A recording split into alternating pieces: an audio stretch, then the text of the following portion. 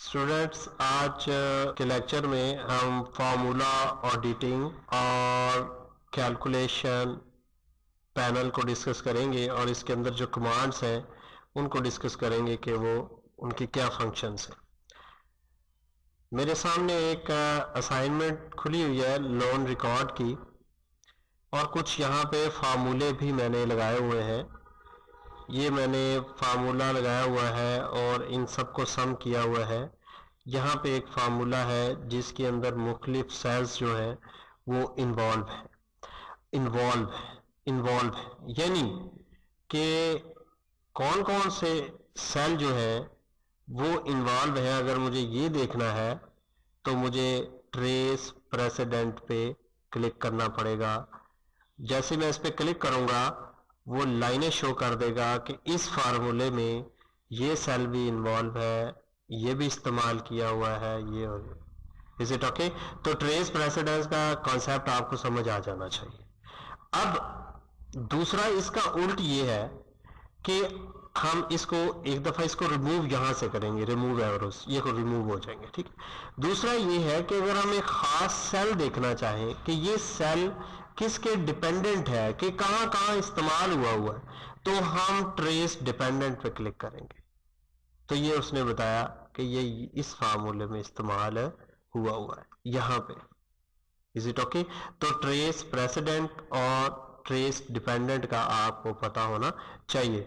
Trace president के लिए आप ये क्लिक करें, ओके। तो अब अगर इनको रिमूव करना है तो remove arrows, remove precedence, remove dependent, आप यहां से रिमूव कर सकते हैं तीनों को, ठीक। तो हम सबको रिमूव कर देते हैं। अब यहां पे हमारे पास है एक शो फार्मूला का बटन। फार्मूला देखिए यहां पे हमारे पास जो है वो फार्मूला तो इधर नजर आ रहा है हमें, लेकिन यहां पे उसकी कैलकुलेटेड अमाउंट है, यानी जितना वो उसका जवाब आया वो यहां पे दिखाई दे रहा है। तो अगर आप फार्मूला देखना चाह रहे हैं तो फिर आपने यहां पे क्लिक करना है शो फार्मूला। वो उसने फार्मूला हमें दिखा दिया कि ये जी, ये थोड़ा सा इसको मैं जूम कर देता हूं। अब यहां पे वो रकम या जवाब नहीं दिखा रहा बल्कि फार्मूला शो कर रहा है। क्यों? क्योंकि हमने उसको बोला है कि शो फार्मूला, ओके। तो हम इसको दोबारा क्लिक कर देते हैं और शो फार्मूला जो है अब वो पिछली हालत में वापस आ गया है। अब एरर चेकिंग है कि अगर आपकी शीट में कोई एरर है, कोई प्रॉब्लम है, तो वो कैसे चेक करना है। तो वो आपने यहां पे क्लिक करना है। एरर कहीं फार्मूले में गलती हो गई है तो फिर आपने वो यहां से एरर चेकिंग कर। वो कह रहा है error check complete for the entire sheet, के पूरी शीट में कोई एरर नहीं है, कोई गलती नहीं है। तो अगर गलती होगी तो वो आपको बताएगा ट्रेस एरर, इस तरह वो एरर को ट्रेस करेगा जी। अब हम देखते हैं कि एरर चेकिंग जो है वो कैसे होगी। सबसे पहले हम अपनी शीट के अंदर कोई एरर छोटा सा क्रिएट कर लेते हैं ताकि हम उसको देख सकें। देखिए यहाँ पे फार्मूला लगा हुआ है सम E4 to E12, ये सम हो रहे हैं। तो हम ऐसे करते हैं, हम यहाँ पे जमा का साइन एक और डाल के और यहाँ पे अली को इनके दरमियान जमा कर देते हैं, जो कि एक एरर सिंबल शो करेगा, क्योंकि हमें पता है कि अली अब 1200 4300 इसमें जमा नहीं हो सकता, ठीक है। तो अब हम इस एरर को चेक करेंगे और ट्रेस करेंगे कि कहां पर है। देखिए एरर चेकिंग, उसने हमें फौरन ही ले गया कि ये एरर है आपका, ठीक है। हेल्पलाइन, शो कैलकुलेशन स्टेप अगर देखना चाह रहे हैं वो देख लें। इग्नोर एरर करना चाह रहे हैं कि नहीं ये एरर नहीं है तो उसको इग्नोर भी कर सकते हैं। एडिट इन फार्मूला बार, जैसे इसको क्लिक करोगे फार्मूला बार में आपको ले जाएगा कि आप इसको एडिट कर लें, तब्दील कर लें। ये देखें, ठीक है। रिज्यूम से ये वापस इसी डायलॉग बॉक्स पे आ जाएगा।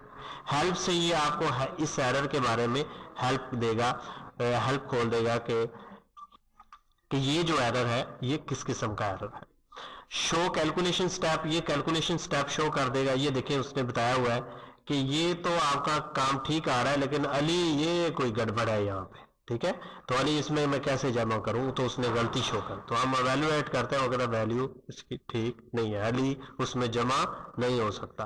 तो अब हम क्या करेंगे, हम इसको कैलकुलेशन को एडिट कर देंगे, यानी यहां पे E3 की बजाय फर्ज करें हम डाल देते हैं E4, ठीक है।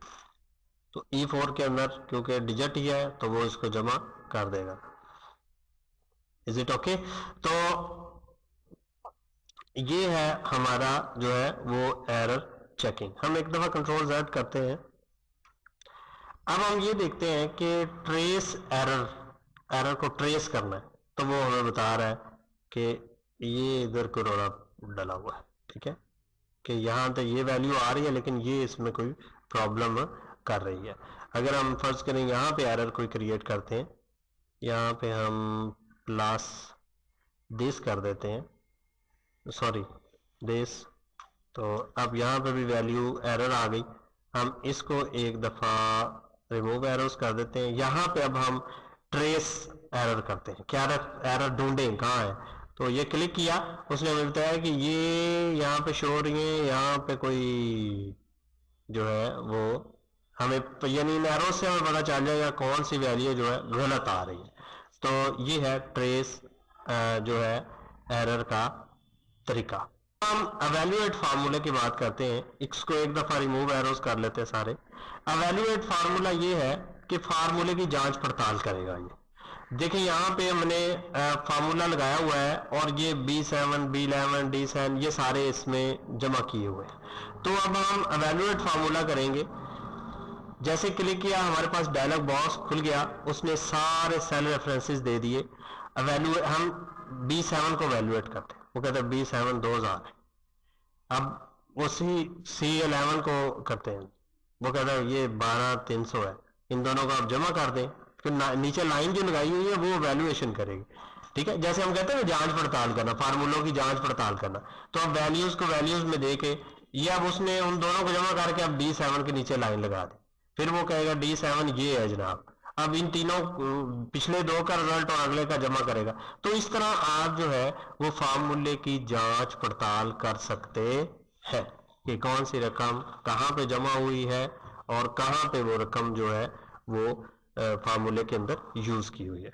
तो हम इसको स्टेप इन से वो सारा स्टेप भी नीचे बता देगा कि इसका ये स्टेप आया है, और साथ में वो इधर भी बताता जाएगा कि ये स्टेप आउट, ये उस स्टेप से बाहर निकल जाएंगे। उस स्टेप के अंदर जाना, उस स्टेप यानी आप फार्मूले को वैल्यूएट कर रहे हैं, उस स्टेप के अंदर जाना चाह रहे हैं तो आपने स्टेप इन करना है, ठीक है।